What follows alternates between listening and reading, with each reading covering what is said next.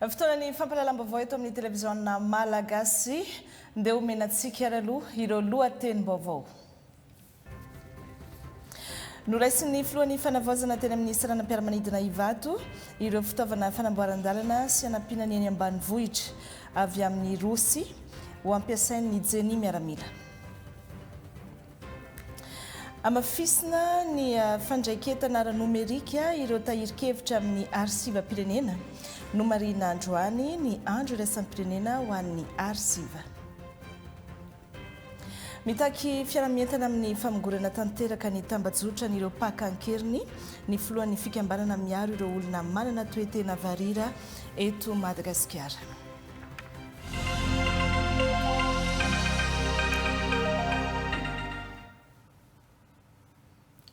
Mamerina ny araba toklasy tompokivavy tonga soa tanatin'ny fampalalam-baovao manasa antsika rehetra anaraka hatramin'ny farany. Ny gadona eto an-tanindrazana tamin'ny rora maraina ny filohan'ny fanavaozana ny Repoblika ny kolonel Randrenirina Mikael sy ny delegaciona niara-dia taminy rehefa avy nanatanteraka fitsidiana ofisialy tany Gabon sy tany Nigeria. Nisy ny fitsenana azy ireo teny amin'ny saranam-piaramanidina iraisam-pirenena Ivato nahitana ireo mpanolotsaina avo telo mirala sy ny praiminisitra lehibe ny gouvernemanta ary ireo mpikambana sasany eo anivon'ny gouvernemanta araka io hitantsika amin'ny sary io. Fahombiazana ny dia raha nambaran'ny filoha Randrenirina Mikael raha nanao tatitra fohy mikasika ny iraka izay no tanterahiny tany amin'ireo firenena afrikana roa ireo ny tenany. Raha ny tao Nigeria manokana dia anisany nasongadiny ny fiara-miasa iarahana eo amin'ny sehatry ny angovo iarahana amin'ny Nigeria. Ny andindin'izay hoentin'ny Babi Stéphane sy Feno Randriamalala amintsika. Hamenona ny filana ratsolika eto amintsika dia misokatra amin'ireo firenena mpamaty solika eto Afrika izay azony Madagasikara tombony kokoa ny fitondram-panjakana taorian'ny dinika arakasa ny arahan'ny filohan'ny fanavaozana ny kolonel Randrenirina Mikael sy ny filoha Bola Ahmed Tinubu dia nakatoa ny fiara-miasa ara-barotra hamatsiana solika ny Madagasikara i Nigeria efa nidinika amin'ireo pitsopitsony sy ny fifanarahana ny filoha rotota ary tsy ho ela dia hirosona ny fifanaovan-tsony amin'izany. Ny tany Nigeria moa zany dia zava-dehibe ho antsika firenena malagasy satria fifanaraha-piara-miasa amin'ny resaka famatsiana solika no ny fampiresahana tany dia efa nahazo ny avalina avy amin'ny firenena nigeriana moa zany tsika fa ny fanasoniavana ny contrat no ataontsika tsy ho ela fa ny fanarahana efa vita tany fa iroso amin'izay famatsiana solika zay ny firenena nigeriana. Manoloana ny tsy fahamarinany tsena iraisam-pirenena dia mampitombo hatrany ireo fepetra fisorohana ny mety ho fidangany viditsolika eto Madagasikara ny fitondram-panjakana. Anisan'ny fepetra efa napetraka ny famerana ny fiakarana na fidina ny viditsolika tsy oatra ny R200. Eo ihany koa ny fampitomboana ny tahiry na ny stock stratégique, hisorohana ny fahatapahany famatsiana na ny tsy fahampiny ny tolotra eny amin'ireo tompom-paninjara. Anisan'ireo firenena afrikana nahavita dingana amin'ny fanavaozana sy fikarakarana fifidianana nandaminana ny disadisa politika anatiny i Gabon. Nandritra ny tetezamita izay naharitra 2 taona tany an-toerana no nahafahana nahita izany. Nandalo sedra toan'ny Madagasikara ity firenena afrikana ity ka afaka mizara ny traikefany sy ny fahaiza-manaony anoanana antsika amin'ireo dingana ho an'ny fanavaozana sy atongavana amin'ny Repoblika fahadimy. Araka ny fantatra dia isy teknisiana gabonais ho avy eto Madagasikara raha nambaran'ny filohan'ny fanavaozana Randrenirina Mikael nandritra ny tafafohy nataony tamin'ny mpanao gazety teny amin'ny saranam-piaramanidina Ivato ihany teo am-pahatongavana. Babi Stéphane sy Feno Randriamalala. Ankoatra ny fanamafisana ny fiara-miasa eo amin'ny Madagasikara sy Gabon dia nahafahana ny sintona lesona amin'ny zotra-pifidianana nandaminana ny raharaha politika anatiny tao amin'ity firenena ao Afrika afovoany ity. Ny fitsidiana ofisialy no tanterahan'ny delegaciona malagasy no tarihan'ny filohan'ny fanavaozana tany an-toerana. Tsy mijanona hatreo fa ho avy eto Madagasikara ireo teknisianina gabonais izara traikefa sy fahaiza-manao hanampiana ny Madagasikara ahatongavana amin'ny Repoblika fahadimy. ny fanakalozan-kevitra indrindraindrindra satria zay ny tena antondihany ampisehoana amin'ny fivondrona be ny firenena afrikanina sy ny communauté internationale ny fahavononantsika anaraka ny dian'ny Gabon nahavita ny azo moa zany transition tao anatin'ny roa taona dia efa nahavita ny fifidianana izy. Zay ny tena natao tany Gabon fifanakaloza-kevitra amin'izay dingana nataony nahavitany an'izay tanjona izay. Ankoatra izay dia namaly ny fanasany ny filohan'ny fanavaozana anatrika ny fetin'ny fahaleovantena ny 9 Jona ny fitondram-panjakana Gabonais ary andefa délégation nanotrina izany. Androany ihany dia noraisy ny filohan'ny fanavaozana ny Repoblika ny colonel Ranjanirina Mikael tamin'ny fomba ofisialy teny vato ireo fitaovana avy amin'ny Fédération ny Rosia ho an'ny Jeny miaramila. Fitaovana raitra mafy ary moderna mifanaraka amin'ny filany eto amintsika ho ampiasaina amin'ny fanamboaran-dalana sy anampinana eny amin'ny tontolo ambanivohitra. Fantatra fa mbola misy fitaovana hafa ho avy ihany koa avy amin'ireo mpiara-miombonantoka hafa ankoatra ny Rosia izany. Ny Tiamavavy sy Mamy Ravavison no hitondra ny andidiny izay. Manomboka izao dia afaka manatanteraka ny sakany sy andavany ny asa ankinina amin'ny Génie miaramila noho ny fahazoany ireto fitaovana ahafahana manamboatra lalana sy fotodrafitrasa avy amin'ny Fédération ny Rosia. Kendrena manokana ny ampiverina ny Génie miaramila ho hery fototra ho an'ny fanarenana ary azo tombony manokana amin'izany ny any amin'ny tontolo ambanivohitra. Fiara mpanosika tany, fitaovana mpamokatra herinaratra 3, fitaovana mpamokatra rano madio azo entina mandehandeha 3, fiara lehibe mpanilika tany sy mpanamboatra lalana 1, fiara lehibe mpibata fitaovana sy entana mavesatra 1 ary fiara lehibe mpangady lavaka 1. Ireo fitaovana ireo dia nampy ny politika mpanjakana miompana amin'ny fanamboarana fotodrafitrasa indrindra ny lalana ary fanomezan-danja ny tontolo ambanivohitra mpamokatra ka hanamora ny fivezivezen'ny vokatra. Isaorana ny Fédération ny Rosia nanome ireto fanomezana voalohany amin'ny Génie miaramila reto fa misy fanomezana avy amina mpiara-miombonantoka anankiray koa ho tonga tsy ho ela mety any amin'ny 27 ny volana Jona engin machine any amin'ny 15 isa izy io hanamafisana ny tanjaky ny Génie miaramila ahafahany miatrika an'izany famboaran-dalana any amin'ny tontolo ambanivohitra izany. Ny fandraisana amin'ny fomba ofisialy ireto fanomezana avy amin'ny fitondrana rosianina ho an'ny tafika malagasy ireto dia dingana manamafy sy mampiseho ny fahamantoran'ny fiara-miasa eo amin'ny tafika rosianina sy ny tafika malagasy. Efa maherin'ny 10 taona ny fiara-miasa amin'ny Rosia, efa nisy ny fanaovan-tsony mpiara-miasa ny taona 2024 sy 2024 izay nazahoan'i Madagasikara fitaovana ara-miaramila maro. Tsy fitaovam-piadiana ihany anefa no iara-miasa manam-porofo izany ireto fitaovana enti manoriny ireto. Manana ny maha-izy azy araka izany ny fiara-miasa ara-miaramila sy ny fiara-miasa eo amin'ny Fédération ny Rosia sy Madagasikara satria ahafahan'ny firenena malagasy mitazona ny fifandraisana amin'ny rehetra sy mampiatra ny diplomasia tous azimuts. Fomba fiara-miasa diplomatika tsy hidirana lalina loatra amin'ny fifandirana iraisam-pirenena nefa ahafahana miaro ny filaminan'ny sisin-tanin'ny Madagasikara sy mitandro ny fifandraisany amin'ireo faritra manodidina. Fanomezana fahatelo nomen'ny Rosianina tao anatin'ny fitondran'ny fanavaozana ireto natolotra teto Ivato ireto voalohany ny 17 Febroary 2024 izay nanolorana camion 9 sy angidy biro ary fanampiana ho an'Androtraboina tany Toamasina. Faharoa ny voalohany volana Aprily 2024 izay nazahoany tafika fiaran'ny fonvy sy fitaovam-piadiana isan-karazany. Ireo vaovao niteraka resabe sy adi-hevitra maro tao anaty tambazotra sosialy no anisan'ny tena mba-toerana androany teny Tsimbazaza nandritra ny fiaonana fifanatrehana mivantana na ny fasafasa teo amin'ny membre ny gouvernementa sy ny solombavam-bahoaka. voaresaka lalina tao anatin'izany ny mikasika ny tontolon'ny fitsarana. Ministra dimy ao anivon'ny gouvernementa no niatrika mivantana ireo solombavambahoaka. Efa nisy moa ny fasafasy teo amin'ny membre ny gouvernementa sy ny solombavambahoaka tamin'ny 20 Mei anatin'izao fivoriana ara-potoana eny amin'ny anteny mera-pirenena izao. Misy ireo ministra mbola tsy nahavita ny anjarany ihany koa ka mbola hotohizana amin'ny manaraka izay fionana izay.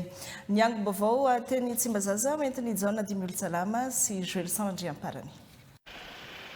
Anisan'ny nisongadina nandritra ny fionana teo amin'ny solombavambahoaka ny ministra vitsivitsy mpikambana eo anivon'ny gouvernementa androany teto Tsimbazaza ny mahakasika ny fampanantonana ireo mila raharaham-pitsarana ao anatin'izany fanangana foto-drafitra vaovao sy fanavaozana nefa misy ankoatr'izay ny fanafanganana fotoam-pitsarana ho an'ireo voatazona noho ny tsy fahazoana angom-baovao na ny fanadiadiana. Nitondran'ny ministry ny fitsarana fanazavana manokana ny fomba fanendrena ireo mpitantana vondron'orinasa no tanteraina farany teo. Sélection de CV, sélection de dossiers reniany, des missions d'entretien tomleony. Groupe Sodiatany hitanareo fa misy société maromaro efa nanaovana nomination na administrateur judiciaire ary tsy ny groupe Sodiat sy ny société Ndravatomanga ihany fa araka izay teneniko hoe efa fatao eo anivon'ny fitsarana zany ao an'ireny société izay giazan'ny fanjakana reny dia mba hitazomana ny mpiasa sy iodinan'ilay orinasa ihany dia asiana administrateur judiciaire ary ialana ihany koa mety famotikodinana izay ao ataon'ny olona rehefa tsy eo ny mpitantana anazy dia asiana administrateur judiciaire. Anisan'ireo niteraka resabe teo anivon'ny tambazotra sosialy ihany koa ary novalian'ny ministra tompon'andraikitra ny fomba fitantanana ireo voafonja sy ny fanajanany zony. Voalaza fa nisy voafonja voapozina tao nefa tsy marina izany.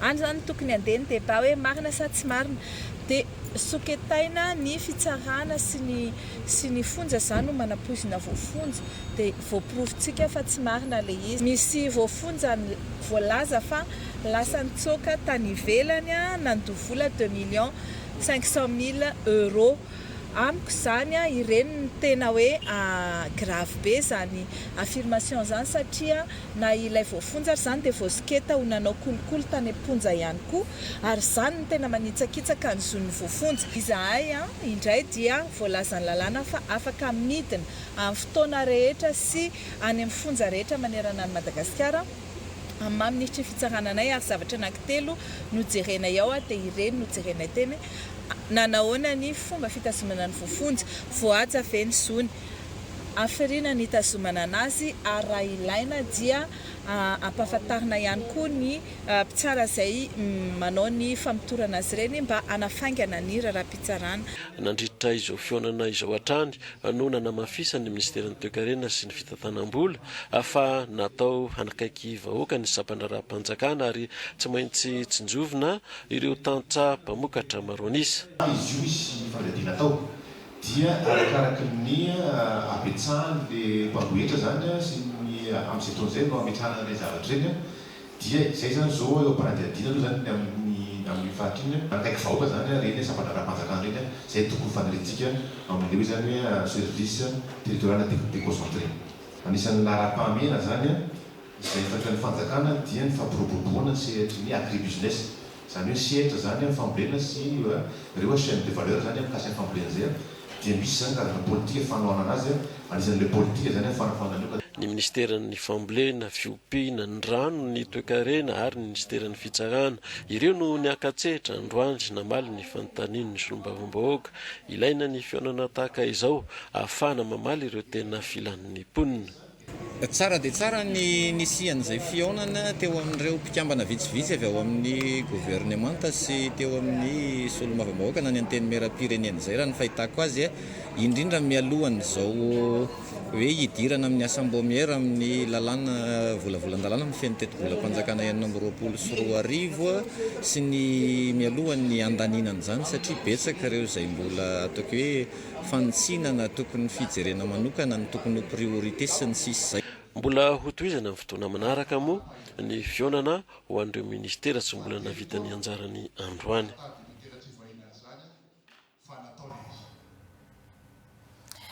Teny Tsimbazaza ihany mbola nanamafy sy nanampy fanazavana ny filohan'ny anteny merapirenena sy teny Randrena Solon'ny Aiko androany fa tsy azo atao ny manenjika na misambotra solombavambahoaka mandritra ny fivoriana ara-potoana na fivoriana tsy ara-potoana eny anivon'ny anteny merapirenena. Noho izany dia nodisoiny ny vaovaon'ny voaka sy ny paritaka fa niala ny immunité parlementaire ny solombavambahoaka Radjerson Antoine. Tsaona 10 000 salama ihany. Aleo azavaiko amin'ny vahoaka malagasy hazava ty raha ty mba tsy hiverimberina intsony. Zao nisy taratasy nalefan'ny ramatoa tonga ato aminay.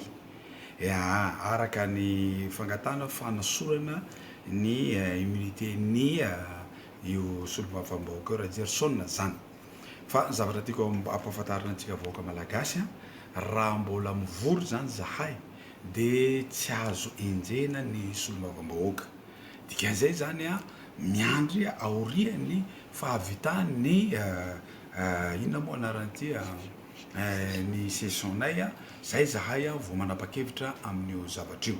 Ray zay faharoa manaraka zany aoka fatatsika fa raha tsatra bodiondry izy de fa tsy ilaina anay intsony ane zany raha misy proof tena ngeza be mihitsiny ananany fitsarana afaka tonga de fa miroso ro zareo tsy anjaranay ato amin'ny temera-pirenena zay fa anjarany fitsarana no manao an'izany zavatra zany.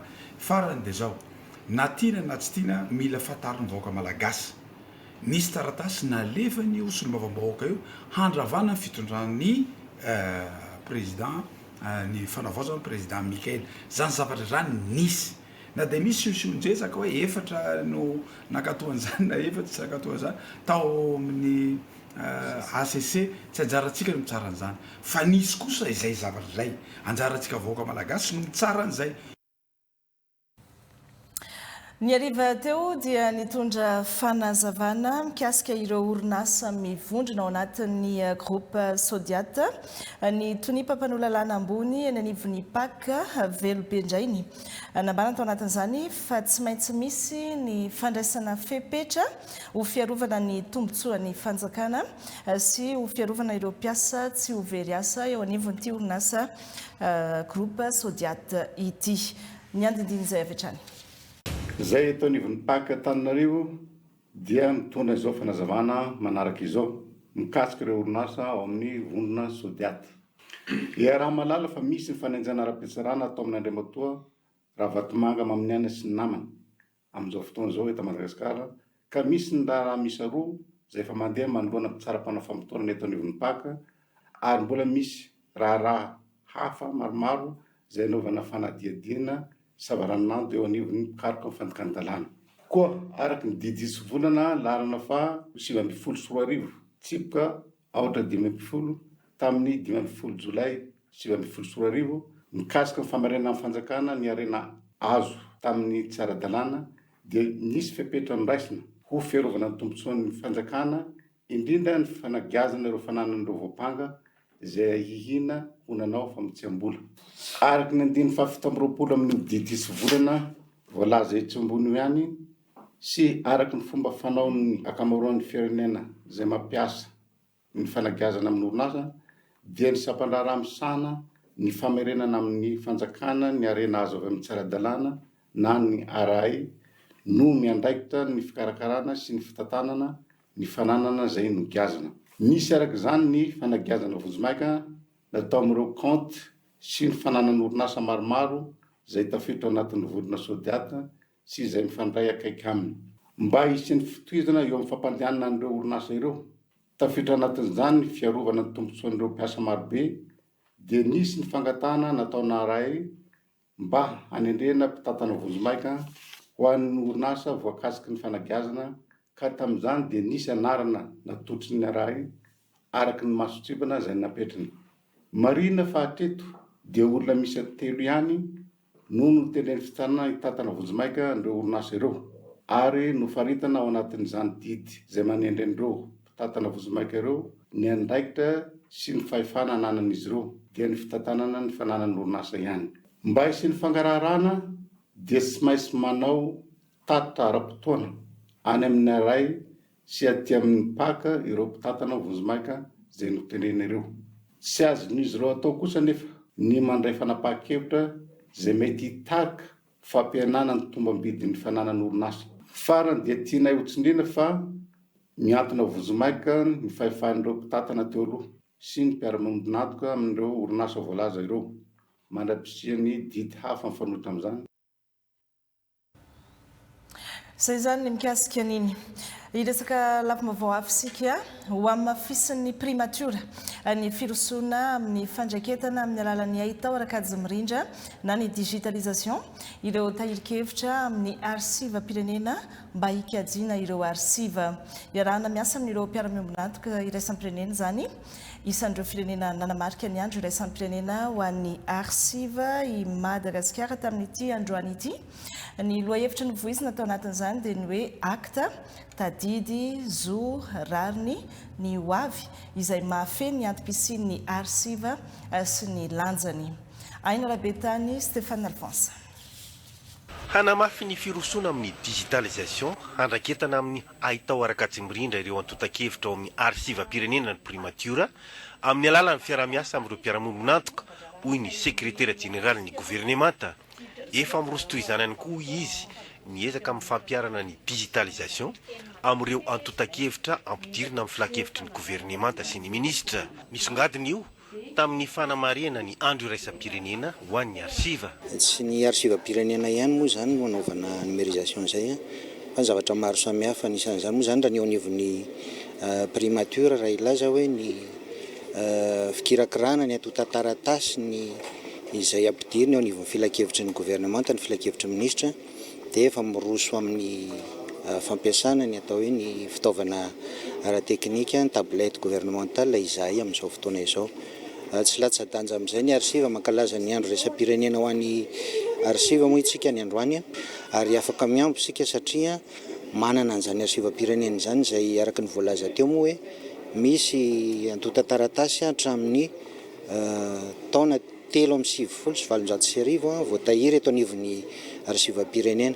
Zava-dehibe loatra zany izay ataontsika hoe numérisation izay satria ahafahana mitahiry amin'ny fotoana maro ho any aoriana ny zavatra izay hoe tokony hotehirizina amin'izao fotoana izao. Fa nisy moa zany ny fifampiresahana tamin'ny mpiara-miombonantoka tokoa tamin'ny fotoana tao aloha tao ary efa irosoana atao hoe ao anatin'ny fotoana izay mahamety ny firosoana amin'izay digitalisation izay. Efa natomboka ny asa ary antotan-kevitra tamin'ny vanim-potoana fahampanjaka 723 anaty rejistra 2.3 ny efa vita nomerika hoy ny talie ny arsiva pirenena. Misy ampahana arsiva aloha zany tamin'ny fahampanjaka nefa tafiditra anatin'ny registre du monde, mémoire du monde. Zany hoe ireo arsiva feno 200 taona ireo arsiva tamin'ny vanim-potoana fahampanjaka. Io moa zany hoe anisan'ny fiarovana azy izay fidirana ao amin'ny numérisation zay moa eo koa hoe mba ahafahan'ireo mpikaroka zany manao ny fikarohana en ligne, manao travail en équipe zay. Olona roa zany farafaratsiny dia miasa isan'andro isan'andro salanisa mavita 300 isan'andro zay. Saika hita atao amin'ity arsiva pirenena ity avokoa ny tompony andraikitra ireo tahirina antotan-kevitra tamin'ireo vanim-potoana fifandimby teto amin'ny firenena tamin'ny fahampanjaka, fahafanjanantany, ampahany tamin'ny repoblika izay ahitana saritany, gazety tranainy ary ny tahirin'ireo karazan-kira ny mpitsoka mozika ny gouvernemanta. Manodidina ny 5 kilometatra linéaire no hampetsahan'ireo arsiva tahirizinato hoy ny tompony andraikitra ary ireo tamin'ny vanim-potoana ny fanjanantany no tena betsaka. Fanapahan-kevitra mifanaraka amin'ny zava-misy ankehitriny no noraisan'ny fitondram-panjakana mikasika ny fiarovana ireo olona manana toe-tena varira dia ny fametrahana azy ireo anaty ivon-toerana iray aloha. Miombon-kevitra feno amin'izany ny fikambanana miaro azy ireo raha naneho ny heviny saingy kosa mitakiny sy ny fiara-mientana.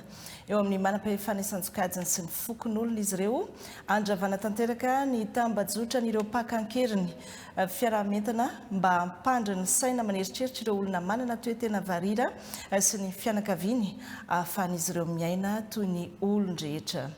Nandriana Zafindramaro sy Roger Andriamanalina.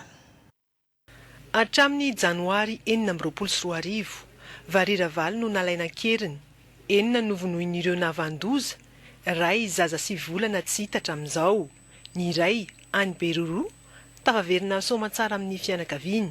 Tamin'ny taondasa olona manana toetena varira 420 ihany koa no nisy nakakeriny 3 tamin'izy ireo no maty. Tamin'ny taona 2024 fakana-keriny varira 420 no voarain'ny fikambanana 20 no novonoina. Tamin'ny taona 2024 nahitana tranga 120 ka ny 5 no maty. Ny taona 2024 fito tamin'ireo 520 nalaina keriny no maty. Araka ny antotanisa misy hatrany ireo mamono ainy hoy ny fikambanana miaro ny varira.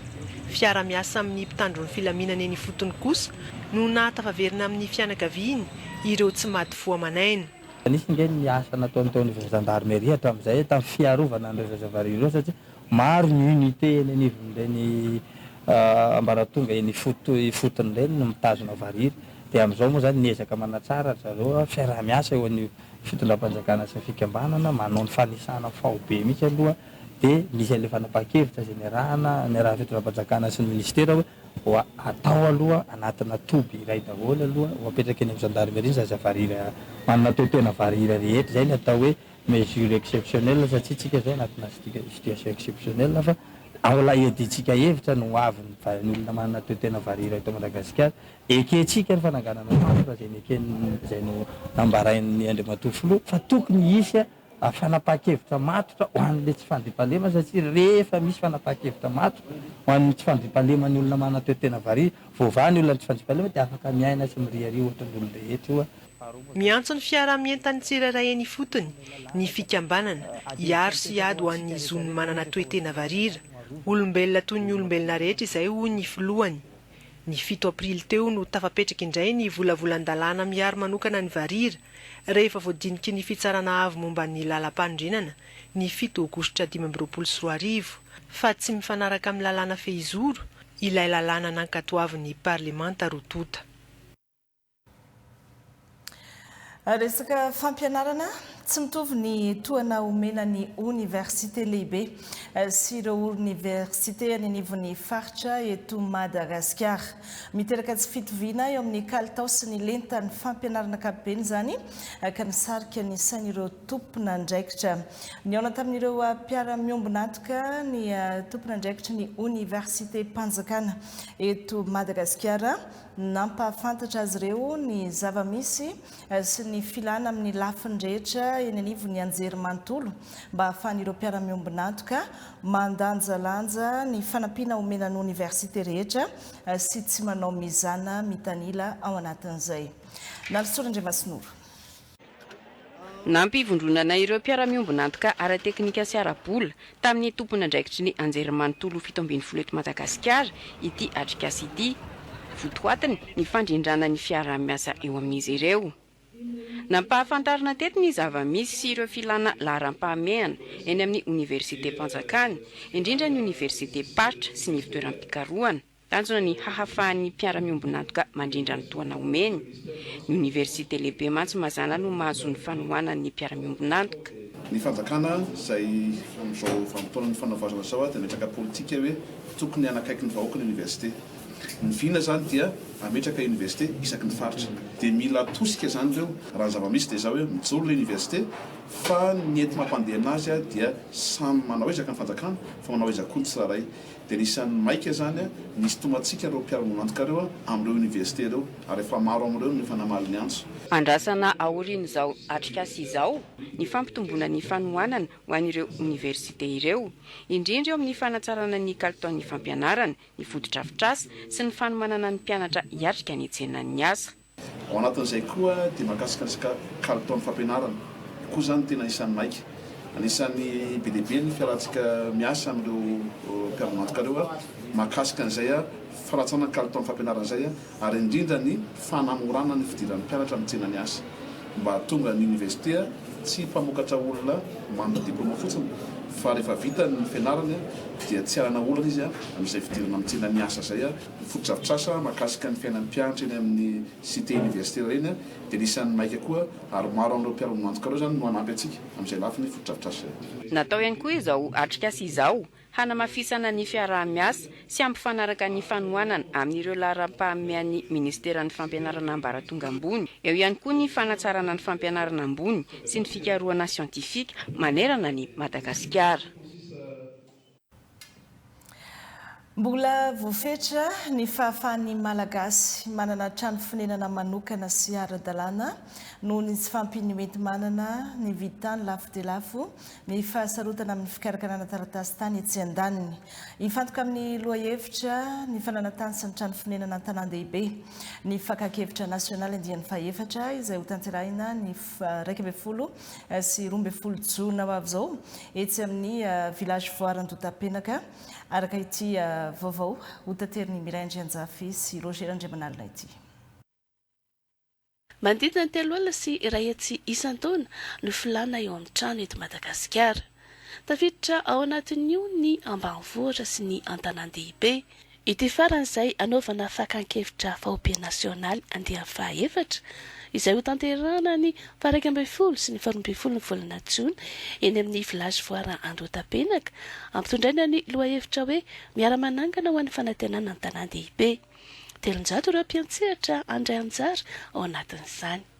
Maro ireo zavatra tokony hojerena mahakasika ny fitantanana ny tanan-dehibe eto Madagasikara ary satria moa tsika ao anatin'izay hoe fiomanana ny administration moa dia hoe prévoir, gérer c'est prévoir.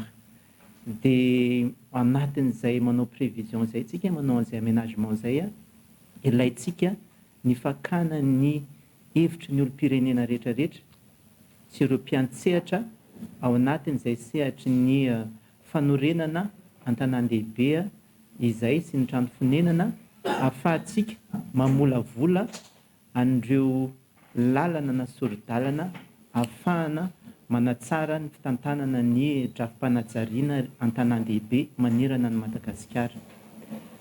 Sehatra roa ny tena tsindrina ao anatin'io hetsika io dia mikasika ny fanorenana trano fonenana ho an'ny tanora sy ho an'ny mpiasa-panjakana na ireo tsy miankina.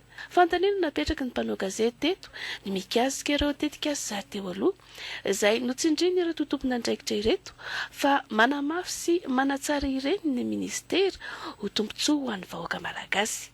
Aorinan'izao fakakevitra izao dia izy ny fionam-be nasionaly mikasika ny fananantany ny trano fonenana ny fanatsariana ny tany izay atao amin'ity volana Jiona ity ihany. Tsahivina fatafiditra ao anatin'ny fanambaranana ny déclaration Nairobi sy fionam-be tamin'ny Bakoa ny mikasika izay fitantanana ny tanan-dehibe izay.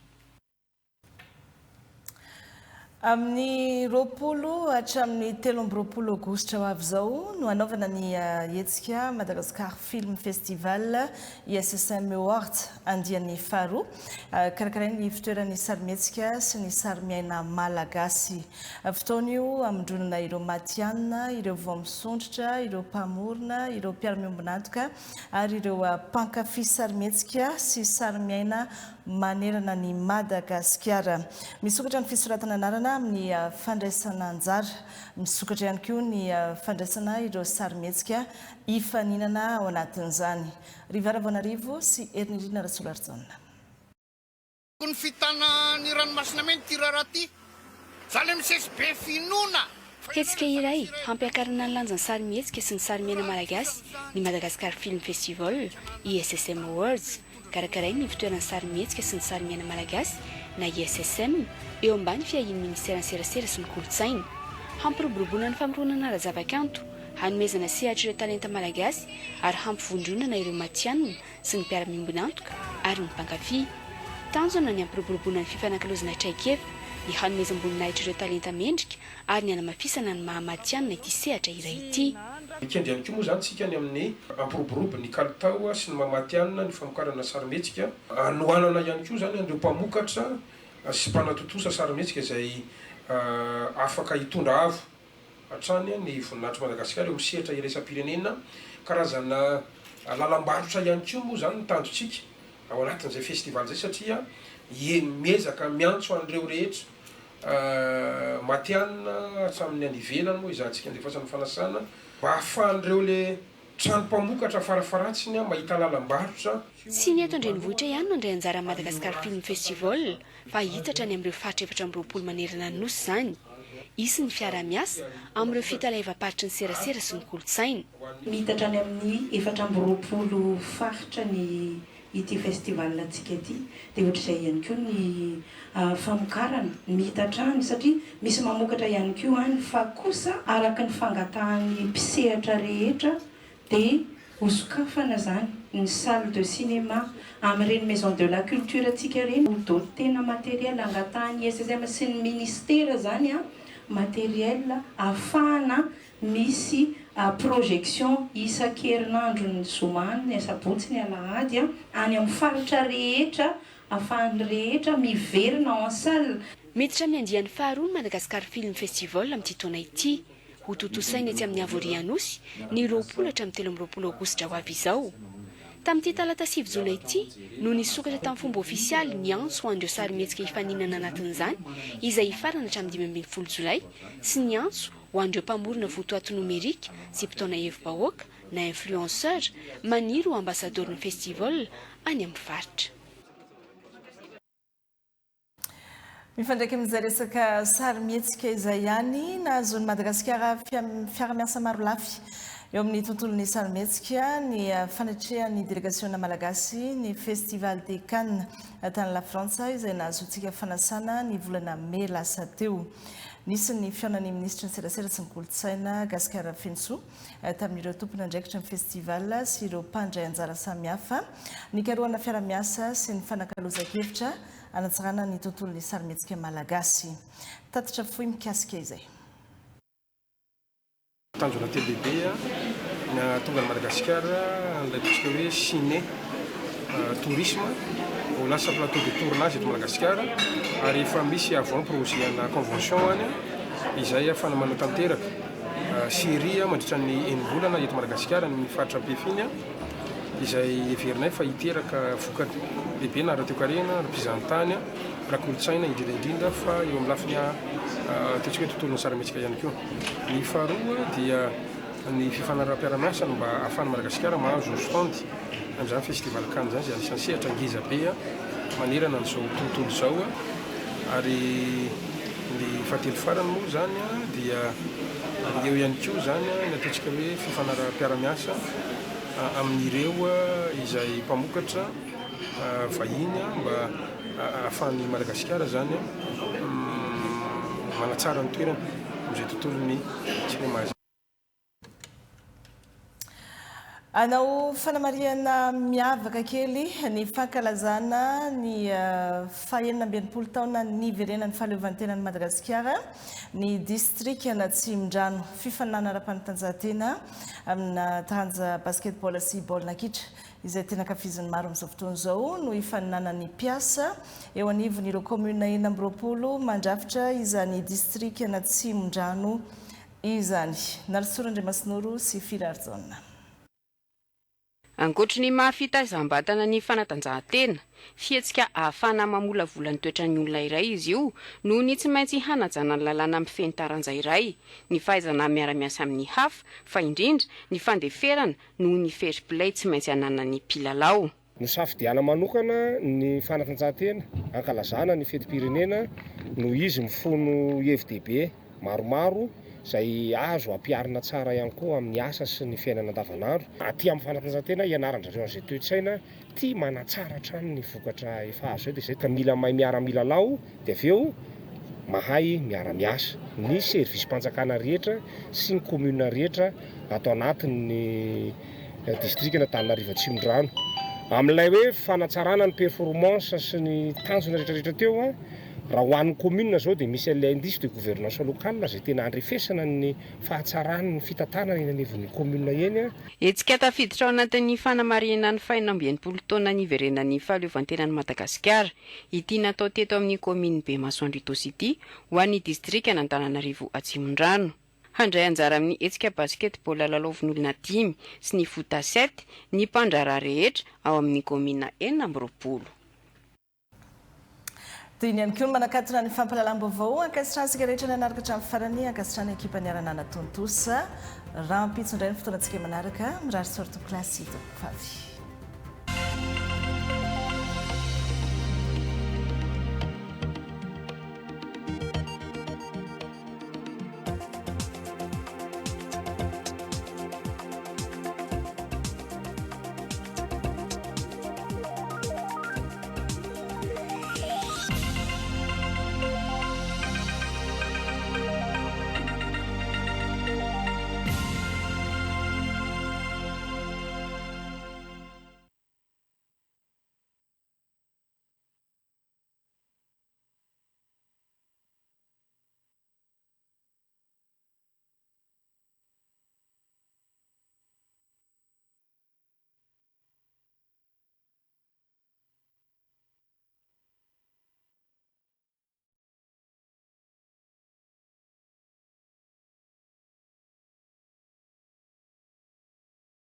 Lozan'ny FIFA moa ivoizana.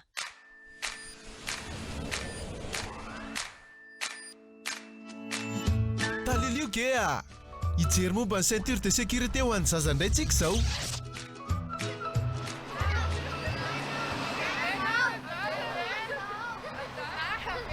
Belika koa reto zaza reto ka. Nenya, narenem kafe. Boka aloha ny fa mbola sahirana.